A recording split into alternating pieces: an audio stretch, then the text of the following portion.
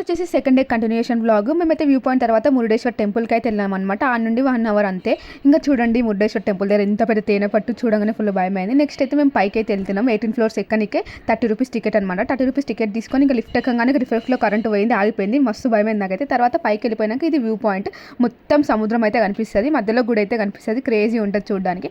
ఇంకా పైకి వెళ్ళి దిగి మళ్ళీ అయితే టెంపుల్లో దర్శనంకి అయితే వెళ్ళిపోయినాం. దర్శనం చేసుకొని అక్కడైతే మేము కూర్చొని మంచిగా కొంచెం సేపు కూర్చున్నాం అనమాట. తర్వాత అక్కడ వినాయకుడు గుడి ఉంటే ఆడ కూడా వెళ్ళి మంచిగా మొక్కి బొట్టు అయితే పెట్టుకున్నా. ఇంకా ప్రసాదం కూడా తీసుకున్నా అనమాట.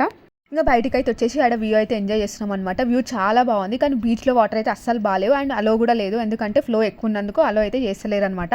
ఇంకా బయట నుండి మంచిగా బీచ్ వ్యూ ఎంజాయ్ చేసి డిన్నర్ అయితే చేసేసినాం దారిలోనే. ఇదైతే మేము అసలు కాంబో అడిగితే నూడిల్స్ ఫ్రైడ్ రైస్ 2 కలిపి ఇచ్చేసిన అనమాట. అసలు నేను షాక్ అయిపోయినా ఇది చూసి. ఇంకా మీల్స్ అవన్నీ తినేసినాము. తిన్నాక మళ్ళీ అయితే మేమైతే రిసార్ట్కి అయితే వెళ్ళిపోయినాం అనమాట. మాకైతే ఇప్పుడు బీచ్ స్టే రిసార్ట్ ఇచ్చారనమాట. బీచ్ పక్కనే మంచిగా రిసార్ట్, ఇది కూడా చాలా బాగుంది. అందరం కలిసి నైట్ యూనో ఆడుకొని మళ్ళీ నైట్ పడుకోగానే మా గైడ్ వచ్చి మా టీంలో ఒకరు బర్త్డే ఉంటే వాళ్ళైతే కేక్ కటింగ్ చేశారనమాట. మాకైతే కేక్ ఇచ్చి మంచిగా విషయం అన్నారు. నైట్ అయితే పడుకున్నాం. 3rd డే ఎడికి వెళ్ళాము. మళ్ళీ నెక్స్ట్ బ్లాగ్లో చూడండి.